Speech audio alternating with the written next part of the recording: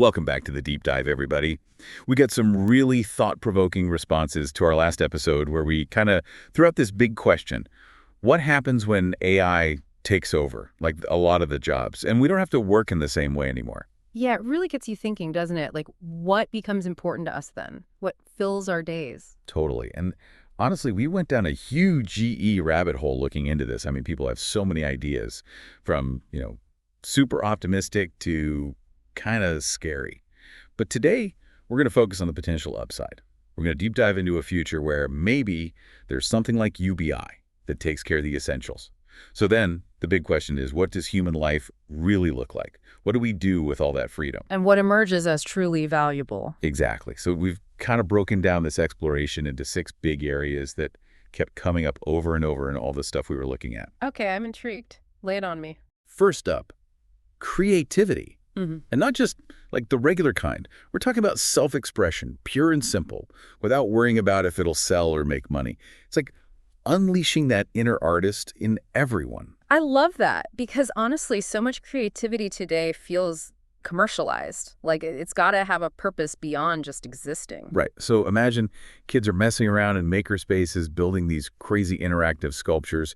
They're using AI, sure, but not to replace their ideas. It's more like a tool to help them understand, if this wacky structure can actually stand up. And the focus shifts completely to the process, the collaboration, the sheer fun of creating something together. Exactly. Or think about a kid making a whole digital story.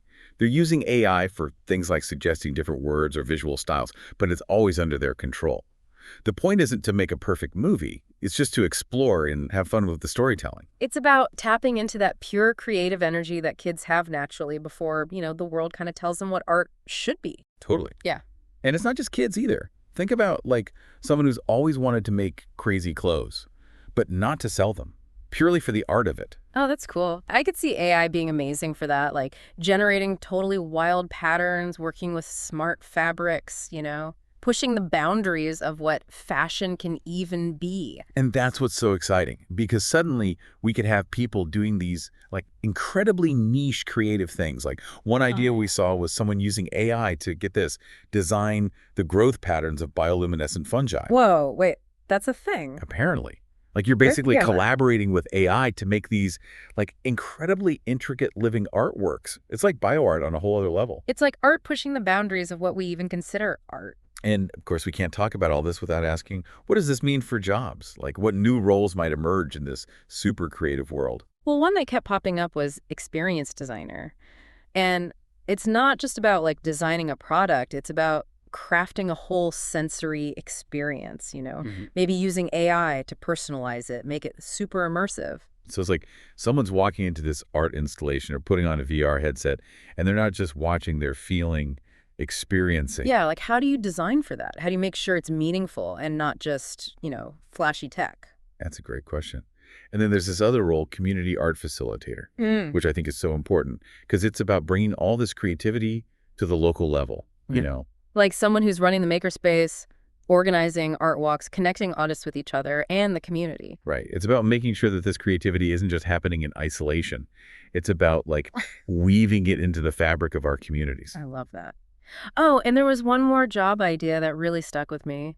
The AI creative partner. Oh, tell me about that one. It's someone who really gets how to work with AI in a creative way. They know how to prompt it, guide its output, and then kind of shape the results into something truly artistic. So it's not just about using AI as a tool. It's almost like having a creative collaborator who speaks a different language. Yeah, it's a partnership. And that takes us to our second big area. Learning. But not the boring, gotta get a job kind of learning. We're talking pure, curiosity-driven exploration. What happens when we can learn anything we want, just for the joy of it? And AI could be huge for that, right? Yeah. Imagine a kid who's obsessed with space. They could be virtually exploring Mars, guided by an AI tutor who's constantly adjusting to what they're interested in. Analyzing real data from telescopes. Yeah. And AI can handle all the heavy lifting of processing that data so the kid can focus on the big questions. What's out there? What does it all mean? And imagine what that does to the whole idea of what it means to be an expert. It's not just about degrees and qualifications anymore. It's about that genuine, deep understanding. Totally. Yeah. And it's not just for kids either. Someone could spend years studying marine biology, doing virtual dives, analyzing all this data, just Yeah. because they're fascinated by the ocean. Or someone could like finally learn that ancient language they've always wanted to but never had time for, and they've got an AI tutor who can create these immersive simulations, like you're practically talking to people from history. And I love the idea of like senior citizens learning quantum physics just for fun. Why not? Your brain never stops wanting to learn new things. Exactly. And they could participate in these huge citizen science projects where everyone's contributing data, analyzed, organized by AI. So we're all like collectively expanding human knowledge. So what new jobs or roles come out of this world of super learners? Well, one is the learning journey curator, which sounds kind of poetic, right? It's basically someone who helps you map out your own learning path through this vast ocean of information. Like a personalized guide through the world of knowledge. I like it. And then you've got this citizen science organizer, like someone who's coordinating these massive collaborative projects where AI and human intelligence are working together. And let's not forget the knowledge synthesizer. Because in a world where information is everywhere, someone's got to be able to make sense of it all, Right, like someone who could take all this complex stuff and explain it in the way that's actually understandable and engaging. Absolutely. Now, for something completely different, what happens to human connection and community in this future? Oh, that's a good one. Because if we're not all stressed about work and survival all the time, does that free us up to really invest in our relationships and build stronger communities? The sources we looked at seem to think so. The idea is that with more time and less pressure, we can finally prioritize those things that really matter: our families, our communities, our sense of belonging. So for kids, that might mean even more focus on just playing, like unstructured, imaginative play, which is so important for their development. Plus, more collaborative problem solving and even programs that intentionally bring kids and older adults together. Oh yeah, the intergenerational stuff is huge. Imagine like kids learning from the wisdom and experience of elders while also helping them with tech stuff, Yeah. It's a win-win.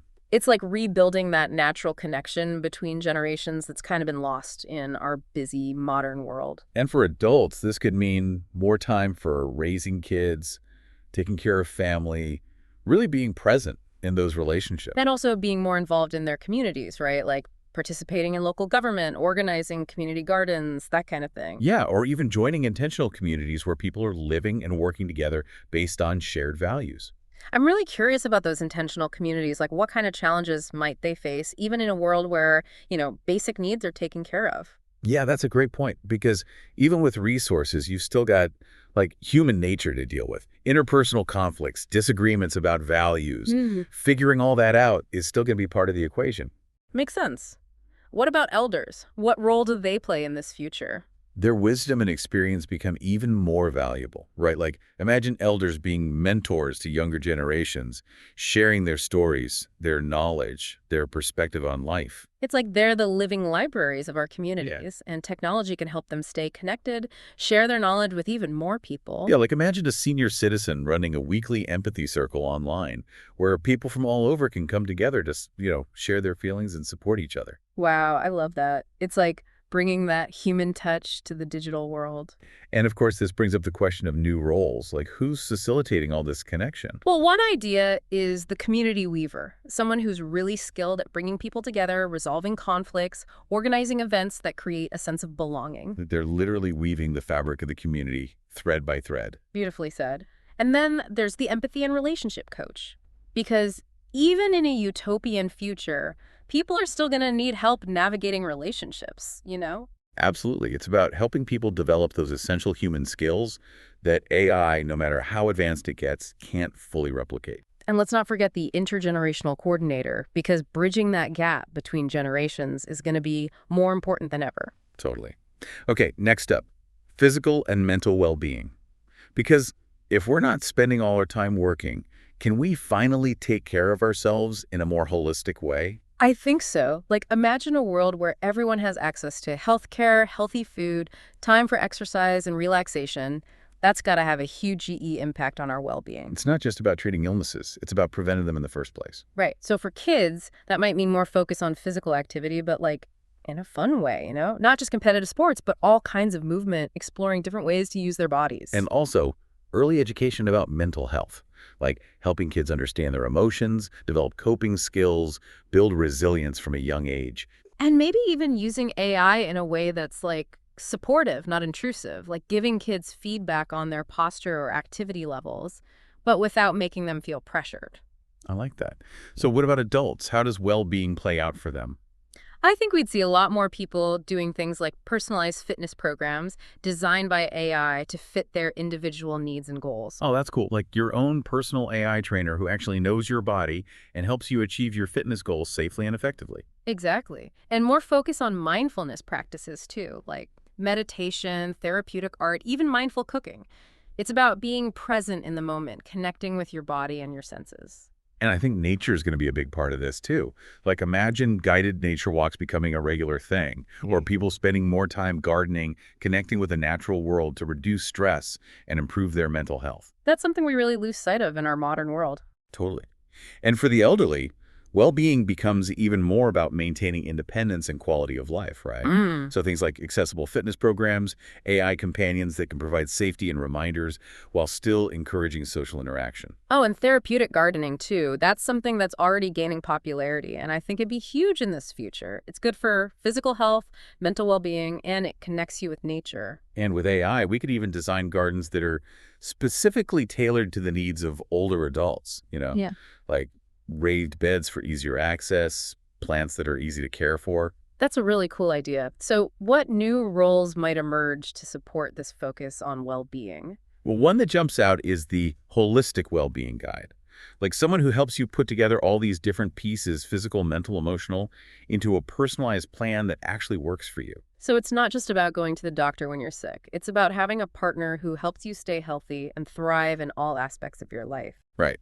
And then there's the nature connection guide, which honestly sounds like a dream job to me. We know, right? Taking people on nature walks, teaching them about the environment, helping them experience the healing power of nature. It's about reminding us that we're part of this larger ecosystem, not separate from it. Exactly. And finally, the mental health first responder, which I think is so important because it's about making mental health support more accessible and less stigmatized. Like having someone in your community who's trained to recognize signs of distress, provide immediate support, and connect people to the resources they need. It's like having a first aid kit for the mind. Okay, moving on to something big. Purpose, ethics, and stewardship. Because if we're not just working to survive, how do we find meaning and purpose in our lives? That's the question, right? And how do we ensure that this future with AI is actually a good one? That it benefits everyone, not just a select few? Yeah, the ethical implications of AI are huge. And it's something we need to be thinking about now, not just reacting to later. Totally. So for kids, this might mean learning about ethics from a young age, like discussing real-world dilemmas, particularly those related to AI, Yeah. And how do we ensure that AI is used for good? And maybe even participating in community projects that address ethical issues, like helping to design AI systems that are fair and unbiased, or working on projects that promote sustainability and environmental justice. Yeah, getting them involved early on is key. So what about adults? How do they engage with these big questions? Well, I think we'd see a lot more people joining online communities and global discussions about AI ethics, like debating the big issues, trying to figure out how to ensure that AI aligns with human values. It's about being active citizens, not just passive consumers of technology. Exactly. And also dedicating their skills and resources to projects that promote the common good, like working on ecological restoration, using AI to help clean up the environment. Or advocating for digital rights and data privacy, making sure that AI doesn't erode our freedoms, but actually enhances them. It's about taking responsibility for the future we're creating. And elders have a huge role to play in this, too. Absolutely.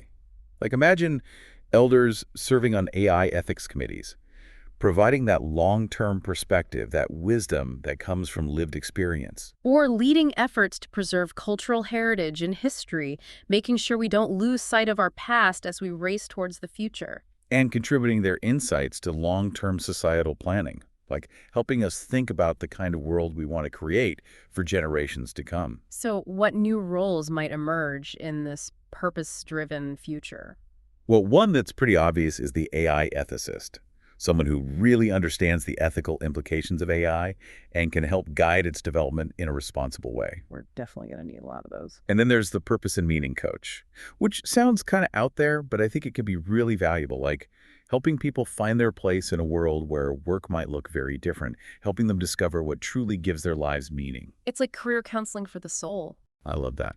And then we have the ecological steward, someone who's actively working to protect and restore the environment, using AI as a tool, but also understanding that human action is essential. It's about that balance between technology and nature. Right. And finally, the long-term futures thinker, which sounds kind of sci-fi, but it's basically about helping us anticipate the long-term consequences of our actions, thinking about the kind of future we want to create and making decisions that will lead us there. It's about being proactive, not just reactive. Okay, last but certainly not least, play and leisure.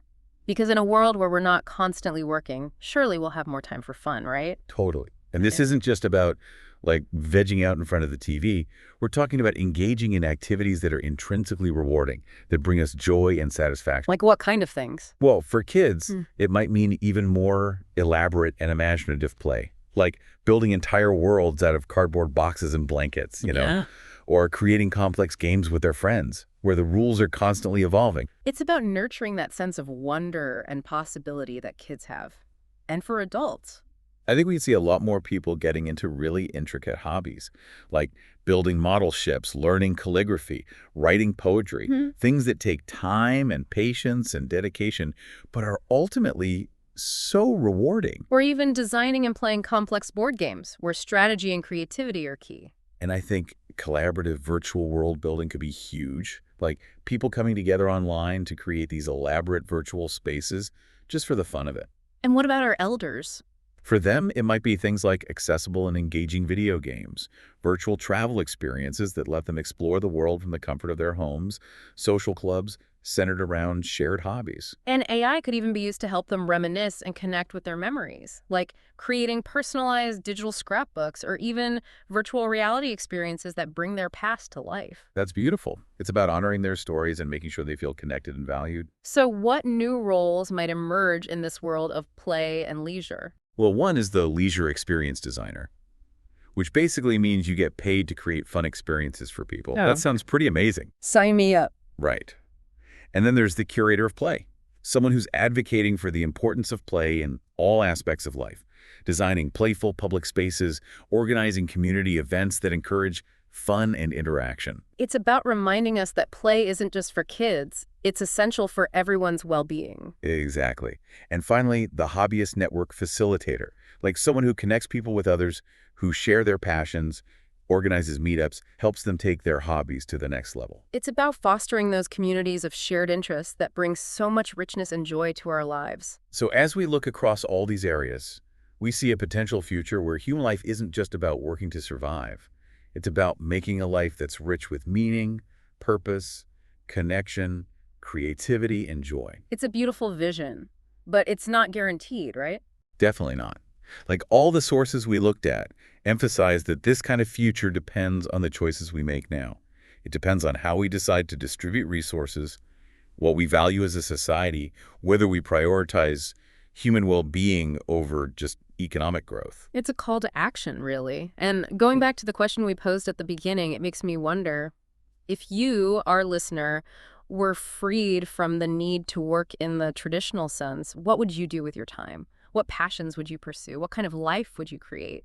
It's a big question. And it's one that we all need to be thinking about as we navigate this rapidly changing world. Absolutely. Thanks for joining us on this deep dive. And keep those thoughts coming, because the conversation is just beginning. This is DigitView.